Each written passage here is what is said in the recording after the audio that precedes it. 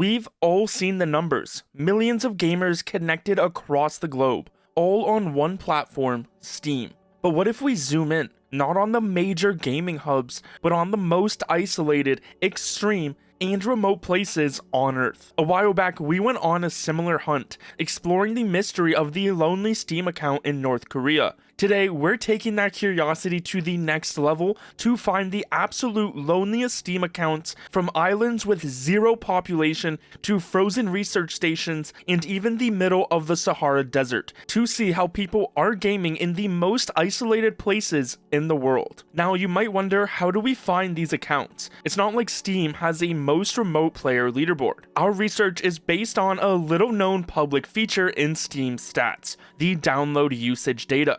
Steam logs the internet service provider and the region for every download, so by cross-referencing this data with global maps and geographic data, we can pinpoint activity in places with tiny populations. Our journey begins with what might be the most incredible find on this list. This tiny speck in the ocean is Bouvet Island, a remote Norwegian territory that's widely considered the most isolated island in the world. It's completely uninhabited and almost entirely covered by a glacier, yet Steam is being used there. So how does this happen? The most likely answer is that this account belongs to one of the handful scientists who stay at a small, seasonal research station for a few months at a time. After long, cold days of studying the island's unique geology and wildlife, these researchers return to a small, temporary shelter with nothing but the endless ice outside. For these researchers, gaming isn't just a hobby, it's a crucial way to pass the time and stay sane in a place so cut off from the rest of the world, with the nearest piece of land being thousands of miles away. Going from a remote, uninhabited rock to a place filled with ancient mystery.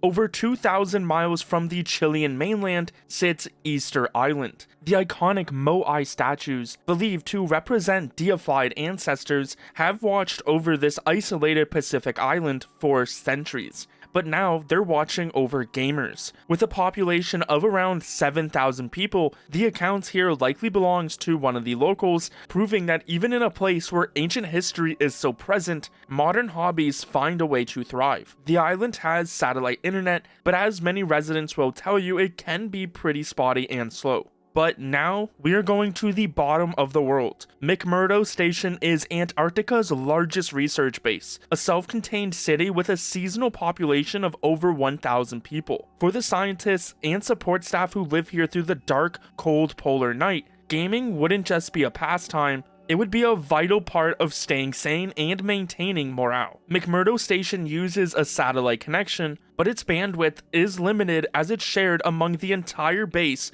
and reserved primarily for scientific data. This means competitive online gaming with the outside world would be extremely difficult due to massive lag. So you can imagine the scientists are likely playing some single-player games and even potentially sharing the computer together. It's also likely they have multiple computers set up for some land gaming, seeing as there is only so much they can do when stuck in Antarctica. What is interesting about McMurdo Station is that unlike other remote locations that are connected to nearby countries, this is a truly isolated case. It's the only Steam activity found in all of Antarctica. At McMurdo Station, scientists downloaded 32.4 gigabytes on Steam last week at 28.4 megabits per second, enough for a decent-sized game, downloaded in a frozen continent where penguins outnumber people. Now, let's leave the south and travel north, into the vast emptiness of Greenland, and you'll find the tiny village of Kekertat,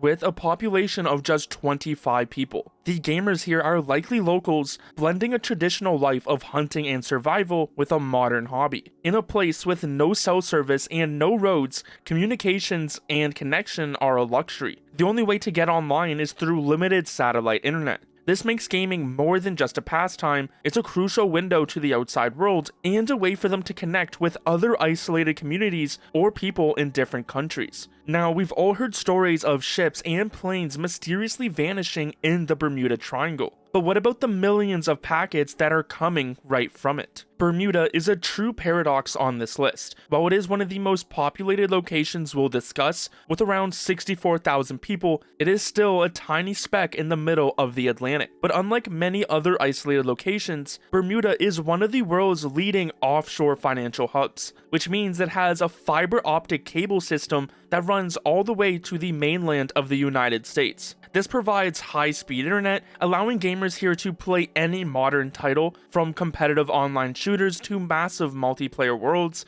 just like in any major city. But they are in the middle of the Atlantic Ocean. Have you ever heard of the town where it's illegal to die and cats are completely banned? Welcome to Longyearbyen, the world's northernmost settlement. It's a mix of a former coal mining town and a vibrant community of researchers and adventurers. This remote town has some of the best internet in the world because it's home to a major Arctic research hub, including the Norwegian Space Center. The fiber optic cable to the mainland was originally laid to support Svalstad, the world's largest commercial ground station for downloading data from satellites in polar orbits. And the same high-speed fiber optic connection is what gives average residents access to incredibly fast internet. This means gamers here have the bandwidth to play any game they want on an infrastructure that was built for space exploration. Next, we go to Dikson, a frozen Arctic port in the far north of Russia. This isn't a thriving research hub, it's a community of around 300 people that has been shrinking for years. What makes Dikson unique is that it's the northernmost settlement on a continental mainland in the world. The presence of a Steam account here feels especially lonely. The internet access is highly limited and unreliable,